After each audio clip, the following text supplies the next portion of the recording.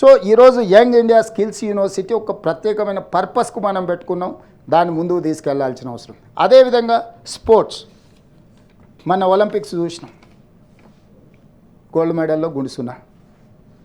ప్రపంచంలో అత్యధిక జనాభా మన నెంబర్ 1, 140 కోట్లు దాటిన చైనాను కూడా మనం క్రాస్ అయినట్టున్నాం. ఇప్పుడు ప్రపంచంలో అత్యధిక జనాభా ఉన్న దేశంగా మనమే ఉన్నాం. కానీ మన దగ్గర ఏం రాలేదు. నేను మన సౌత్ కొరియా పోయినప్పుడు సౌత్ కొరియన్ స్పోర్ట్స్ యూనివర్సిటీ అని ఒక 30 ఎకరాల క్యాంపస్, పెద్దది కూడా కాదు.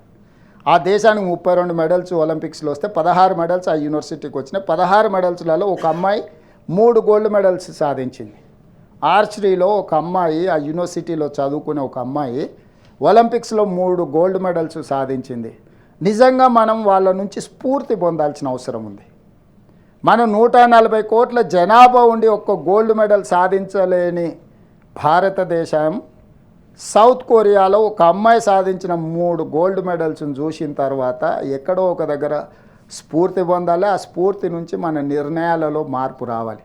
అందుకే తెలంగాణ రాష్ట్ర ప్రభుత్వం young India sports university and academy, sports university for education and employment, academy is for medals.